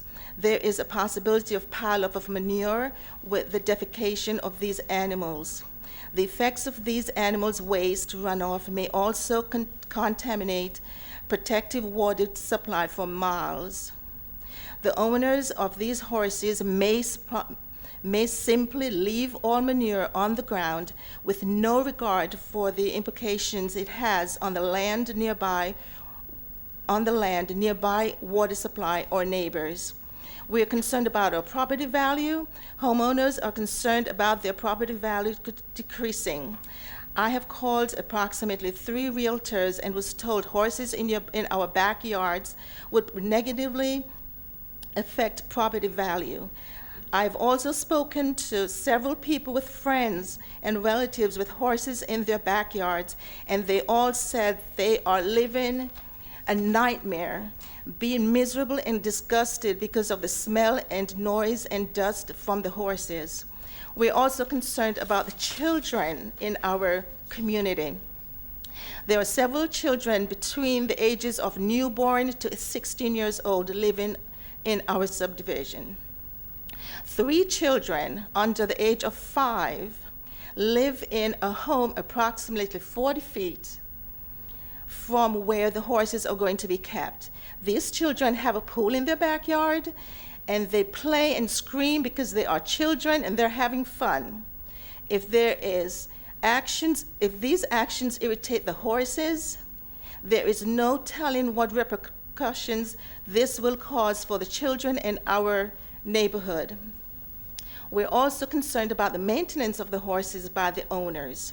We are concerned about the caring of these horses by their owners, putting these horses in our neighborhood at risk by not properly caring for their animals or providing adequate containment measures for them. This is clearly a major safety concern for all of us, especially those with small children. We're also concerned about the proximity to major roadways. Seffner is not the same as it was 44 years ago when they had horses, and they apparently at that time they had the agricultural zoning.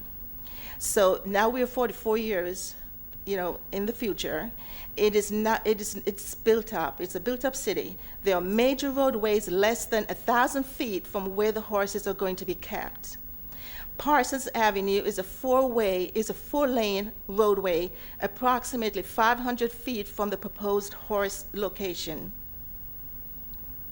Wheeler Avenue, approximately 1/4 of a mile, and Martin Luther King Avenue, which is a mini highway, is approximately 1/2 mile, just to name a few of the major roads we have in that area.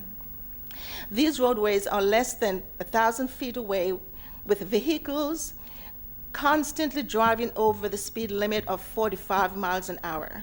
I mean, they just go right down the street. It's a big stretch, and they go 60, 70, 80 miles an hour on Parsons Avenue. We have included photographs, which you saw one of them, to show how close these horses are going to be located to our homes. Parsons Reserve Homeowners Association are asking the county to please consider our concerns and do not allow any livestock stocks next to our homes. We have to consider our neighbors who will be impacted by any changes in rezoning. Thank you. Thank you very much. I appreciate it. If you could please sign in. All right, seeing no one else that would like to testify in opposition, we'll go back to the county. Ms. Heinrich, the long parcel that's Lot 2, that's behind the residential piece, that is currently zoned what? That is currently zoned ASC1. Okay. And what kind of, without a rezoning today, what kind of animals and so forth are permitted on that property?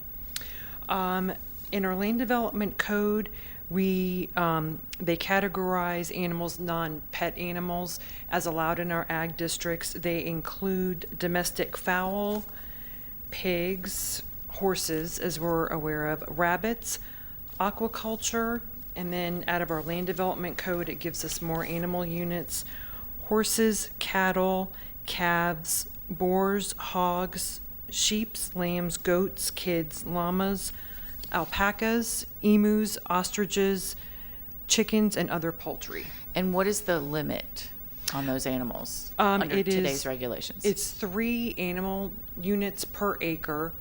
So for some of these, like for horses, 1 horse equals 1 animal unit. But for example, for boar, 2.5 equals 1 animal unit, so you'd have 2.5 times 3. But in terms of horses, how many could they have on that property? At 1.5, they would be able to have 3. 3, okay. And that's under the current regulations? Yes, that's currently allowed today. The current property owner on Parsons Avenue could buy and keep their own horses on the property. Understood. All right, that's my only question. Mr. Grady, did you have anything else? All right, then we'll go back to the applicant. I would just note again for the record, for those who spoke, if they have questions regarding oral argument, that Fernando Quinones is in the back and can Yes, assist if them you with want any to speak questions. to the Board of County Commissioners, make sure you file those proper forms with the county in a timely manner. All right, we'll go back to the applicant, who has 5 minutes, if you would like, to address any issues before we close the hearing.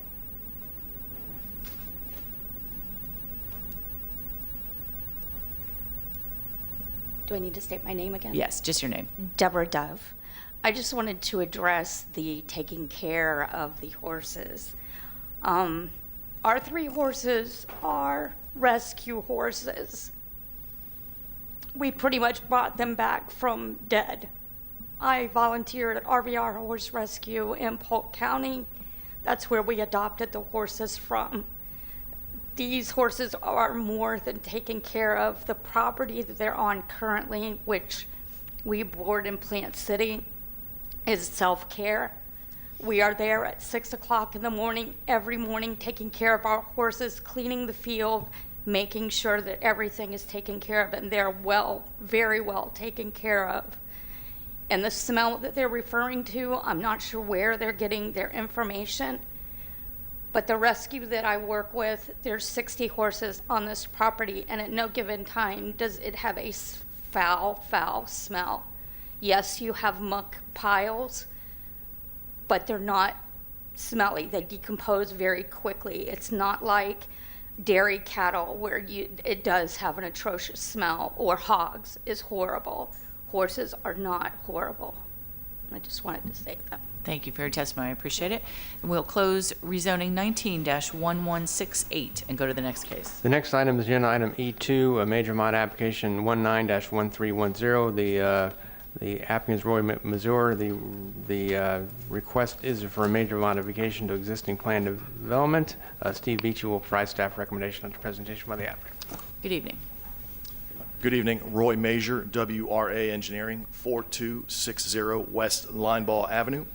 The reason for this request is to modify the existing PD. As a successful small business has outgrown its current facility and needs to expand to continue its growth. In that endeavor, the modification request is to allow 6,300 square feet of office and 4,900 square feet of warehouse, where 6,300 square feet of restaurant use is currently allowed. To discuss compatibility, as captured by staff analysis, the development pattern in the area is trending towards office and warehouse, as evidenced by the Casper's Company office, warehouse, and distribution center recently developed just to the south of this parcel, and also the Aero Simulation office just across US 301 to the west.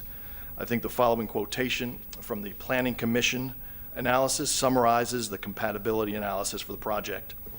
To quote the Planning Commission, overall, the proposed modification would allow for the development of this property in a manner that is not only consistent with the goals, objectives, and policies of the future of the Hillsborough County Comprehensive Plan for unincorporated Hillsborough County, but that is also comparable to the existing development pattern found in the surrounding area. Regarding transportation, the parcel currently takes access through an existing access point via a currently an existing turning lane, right turn lane, off 301 into the site.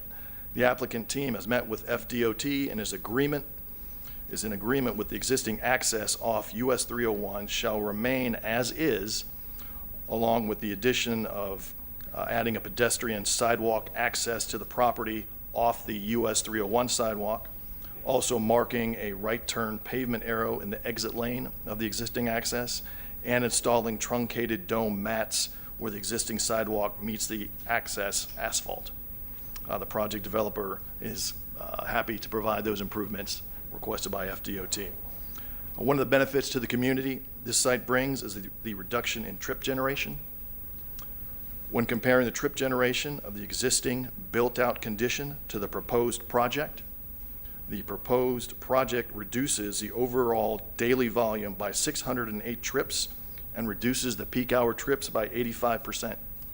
The complete breakdown of this analysis is included in the county transportation analysis.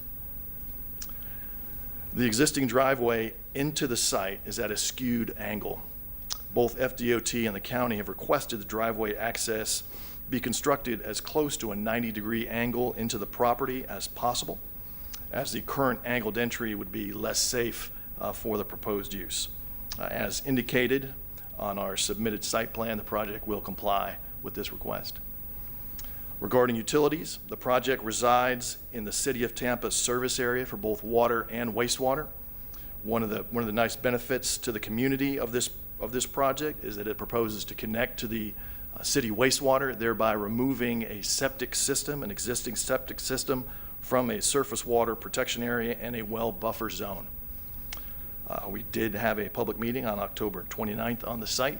No one chose to attend. So after that technical analysis, I'd like to bring up the property developer, Victor Lupus, to describe what this project means to him and his business. Mr. Mazur, before we do that, you can go ahead and come forward. I just had a quick question to clarify. There seems to be an inconsistency in the staff report regarding the square footage and also compared to the conditions that are proposed. I just want to make sure we have this clear. So how many square feet of warehouse are you proposing? 4,900. 49, all right. So and you're then- off by, staff analysis is off by 100 square feet, if I'm not mistaken. No, it says 4,300 in the narrative in the front.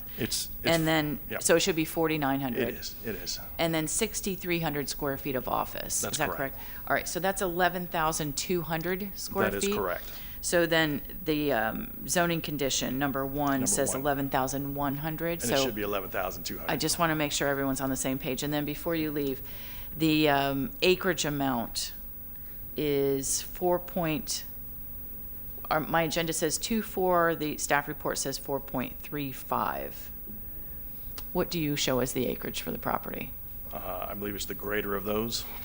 So 4.35 is Correct. what I'd like to use. All right, that was my only clarification. Yes, sir, good evening.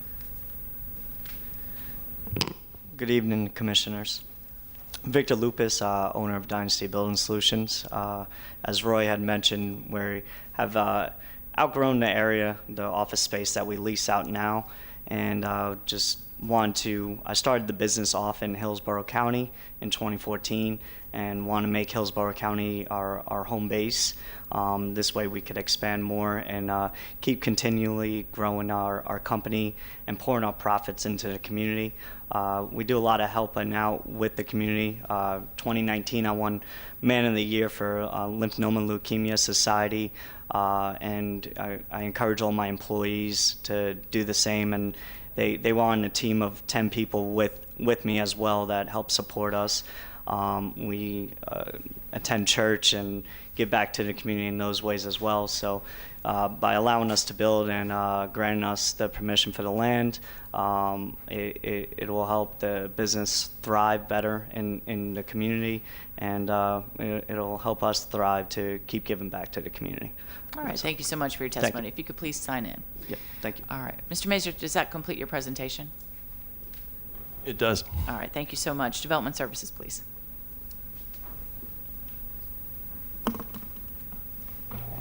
Good evening, Steve Beachy, Development Services. We have some updated recommended conditions I want to provide to you. All right. Thank you.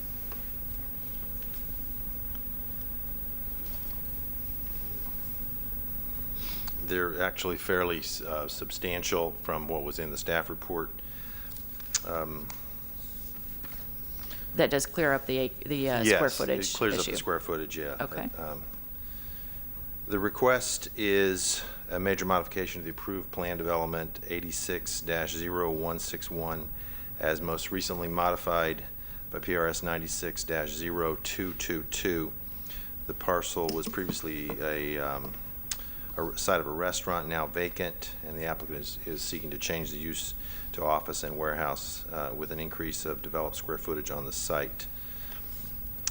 The specific modifications that you'll see, just to touch on the main ones, is the increase in square footage and the change to 11,200 square feet total, and the change of use from the restaurant to 6,300 square feet of office and 4,900 square feet of warehouse.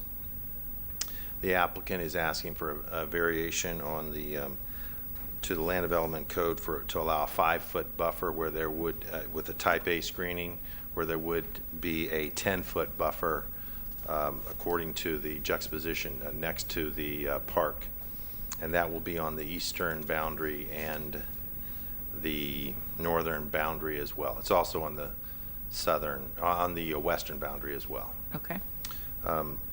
With regard, so those are some of the major changes to the conditions. There's some cleaning up of some conditions and eliminating several that were part of the previous approval for the restaurant. With regard to compatibility, I'd point out that the request to change the use of the subject parcel from restaurant to office warehouse follows a general trend in the area for development of office and light industrial uses. With regard to intensification of the development on the site, the proposal is actually for approximately a quarter of the allowable development for that site of 1.5 acres of upland area. The change to the site plan in terms of safer access to the site and construction of sidewalks along the northern and southern borders of the parcel as required in one of the conditions is an enhancement to the site and to the area.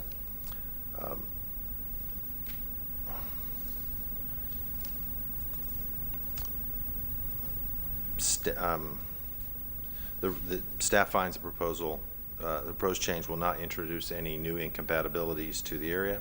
Staff recommendation is for support of the request.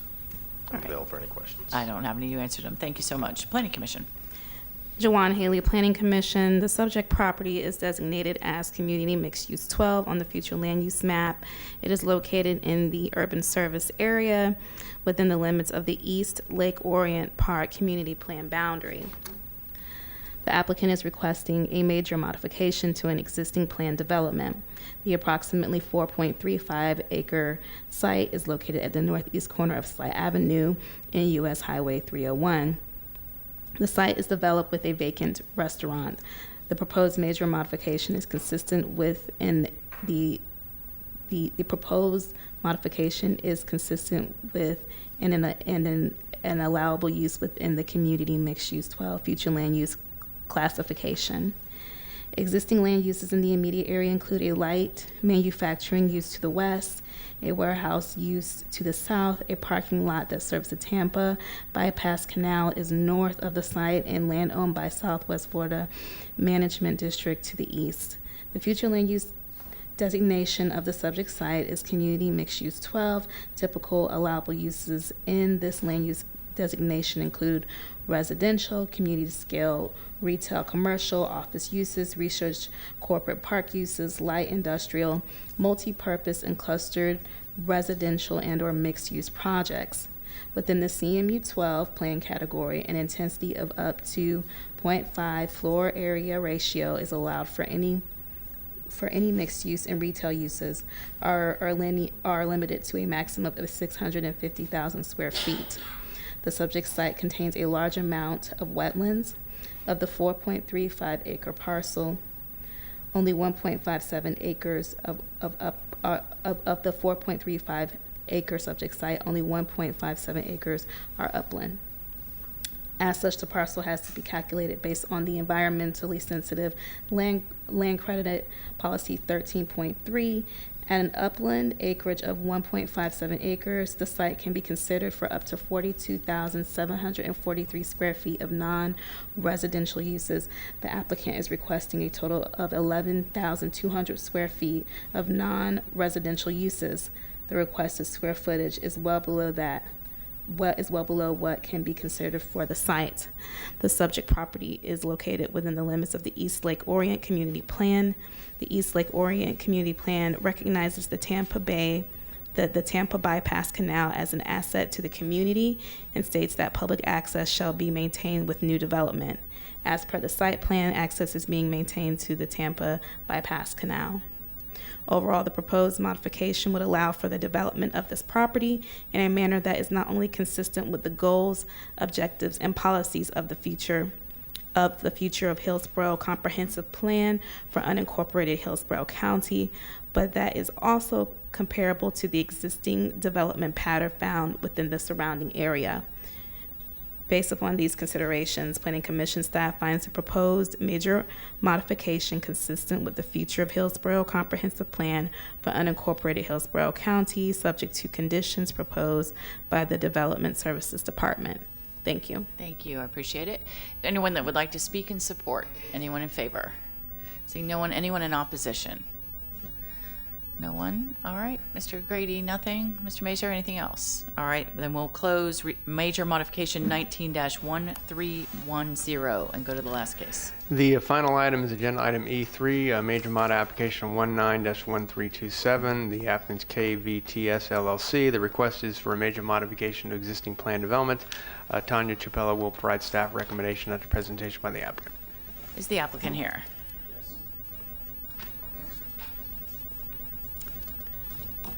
Good evening.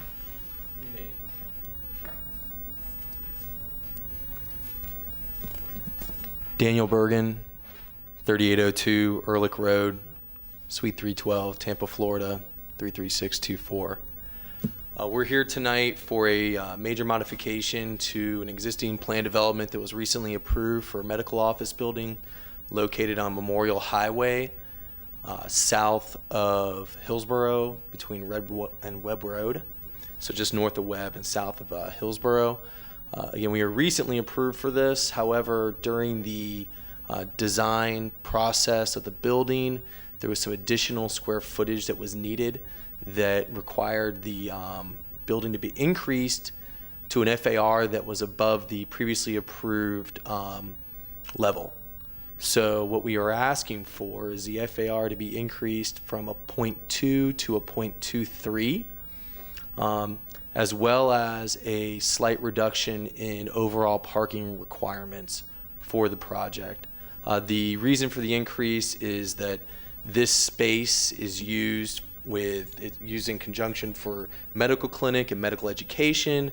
They have clinical research and development.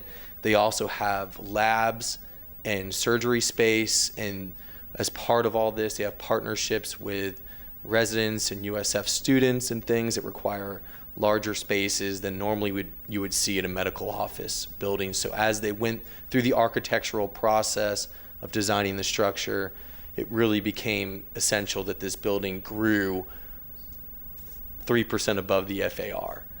So it is a slight reduction. We would like to say that there has been no change to the site plan that was previously approved. The building is located in the exact same location that was previously approved.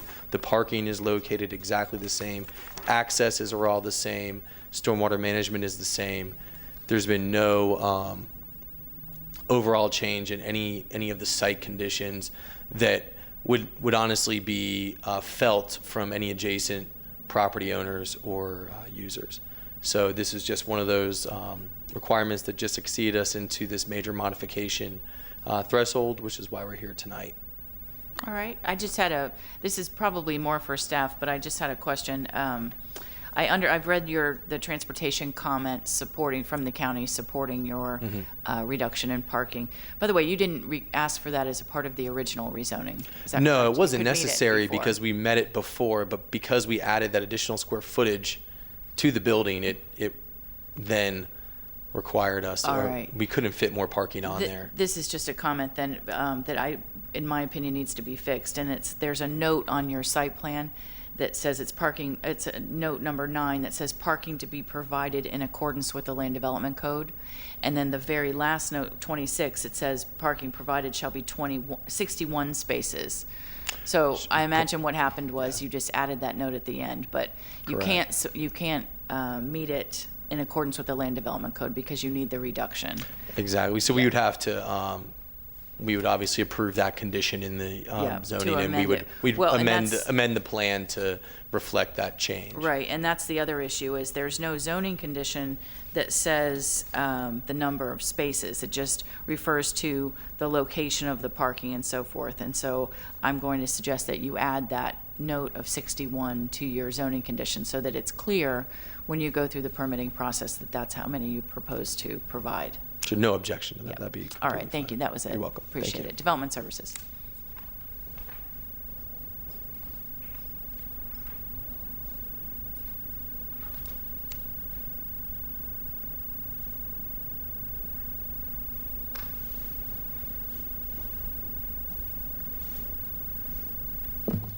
Tanya Chapella, Development Services. Okay, so I'm presenting a revised report with the following changes. 1, the first paragraph states that the applicant is requesting modification to buffering requirements. The statement is not accurate because the narrative states that building envelope and setbacks will remain as previously approved. The second change will be the header, which shows the application data as CHM, and it should be MM instead. Also,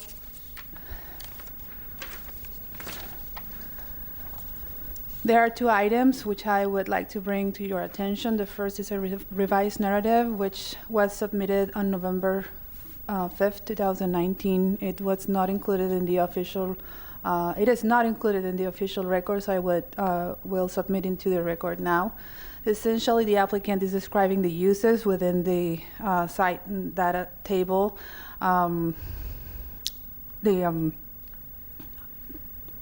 they're not reflecting all the uses. So, in other words, the site development plan is not reflecting the uses that we're talking about in the report, and also I'm including the description the applicant is providing to describe the uses that he is requesting for other than the medical offices. Do you have that revised report? Yes. With you? Could you go ahead and submit that? It'd be easier for me to look at it while you talk, if you don't mind.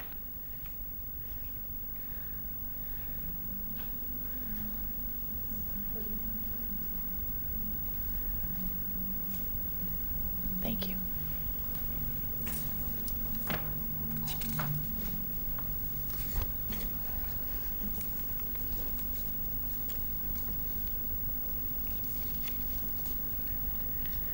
So the revised, help me with that last part, the revised uses.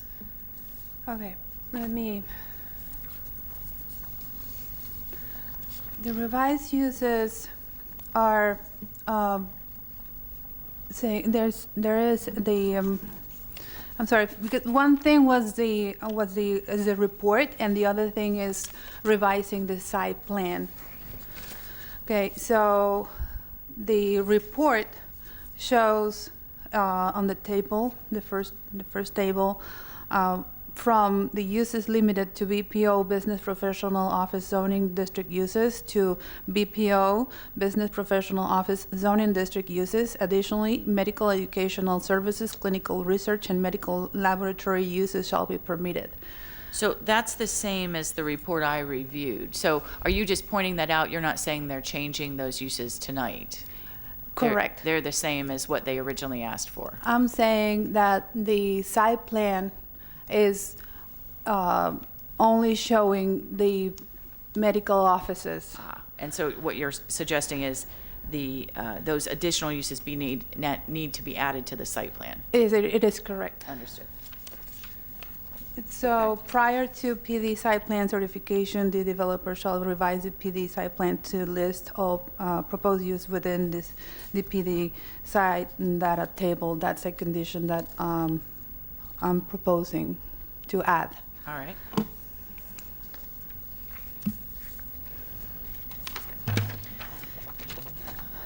So with that said, the applicant is requesting a major modification to a plan development zoning to modify the permitted uses to allow for a medical office and to include medical clinic, medical education, clinical research, and medical laboratory uses. The applicant also seeks to increase the commercial floor space, increasing the floor area ratio from 0.2 to 0.23 to allow a maximum building area of 13,024 square feet. Additionally, the applicant is also requesting modifications to reduce the total required parking spaces from 66 to 61 that you just addressed. Transportation staff has no objection to the reduction in parking spaces. The proposed uses to be added are comparable to the business professional uses BPO approved by Measure Modification 18-0399 and does not create further incompatibilities with the surrounding area. The increase in FAR will have minimal impact on the transportation network. The proposed addition to the building area will not intrude into the required setbacks buffering and does not entail a reduction of the required screening. So staff finds the proposed modification to be compatible with the surrounding properties and in keeping in the general development pattern of the area. The proposed modification is approvable, subject to conditions described on the report and the ones we're talking about in this hearing, and I'm here to answer your questions. Just not so much a question, but just to reiterate what I talked to the applicant about, and that is the change in the notes on the site plan. Note number 9 says parking to be provided in accordance with the Land Development Code. They've added on note 26 that they're going to do 61 spaces. So I think that note number 9 just needs to be eliminated. And then secondly, I'm going to suggest that you add a zoning condition that identifies the 61 spaces so it's clear for everyone as they proceed. I understand. That was it. Okay. All right. Thank you so much. Planning Commission. Jawan Haley, Planning Commission. The subject property is designated as Residential 9 on the future land use map. It is located in the urban service area within the limits of the town and country community plan boundary. The applicant requests to modify the subject plan development to increase the property's floor area ratio from 0.20 to 0.23 to accommodate a medical, educational, clinical, developmental, dermatology, and surgery facilities. The application also requests a reduction in parking requirements. Currently, the approved floor area ratio is 0.20 and allows for a maximum building area of 1,132 square feet. The application requests a floor area ratio of 0.23, which would allow for a maximum building area of 13,025 square feet. The subject site's land use designation is Residential 9, which allows for a floor area ratio of up to 0.35. The application is well within the intensity limits established by the Residential 9 land use category. The subject site is located in the urban service area where most new growth should be directed per the comprehensive plan. Residential 9 is suitable for residential, urban scale, neighborhood, commercial, office uses, multi-purpose projects, and mixed-use development. Locational criteria is intended to focus commercial development at nodes of qualifying intersections and is required for proposed non-residential uses within the residential 9 future land use category. Planning Commission staff has reviewed the application and determined it meets commercial locational criteria requirements. Considering the surrounding area's development pattern in nearby commercial zoning districts along Memorial Highway and Arterial Roadway, the proposed rezoning would be comparable and compatible with the surrounding area. The subject property is located within the limits of the Town and Country Community Plan. The plan for this community encourages a strong business sector that contributes to the community and provides meaningful employment opportunities. Clinical and medical research facilities may provide additional employment opportunities in the area and could contribute to a more sustainable business sector, which is consistent with the Town and Country Community Plan vision. Overall, the modification would allow for development that is consistent with the goals, objectives, and policies of the future land use element of the unincorporated Hillsborough County Comprehensive Plan and is compatible with the existing development pattern found within the surrounding area. Planning Commission staff finds an increase in intensity on this parcel could further encourage a strong business sector and contribute to the community by providing meaningful employment opportunities per the Town and Country Community Plan. Based upon these considerations, Planning Commission staff finds the proposed major modification consistent with the future of Hillsborough Comprehensive Plan for unincorporated Hillsborough County, subject to the conditions proposed by the Development Services Department. Thank you. Thank you so much. Is there anyone that would like to speak in support or in opposition to this application? All right, seeing no one. Mr. Grady, anything else? All right. Sir, anything else you'd like to add? All comments were noted, from the hearing master as well as staff, and we'll be happy to address all of those on the plan development and if this were to be approved. All right, thank you so much. Thank I you. appreciate it. Then with that, we'll close major modification 19-1327 and adjourn the hearing. Thank you all for your time and testimony.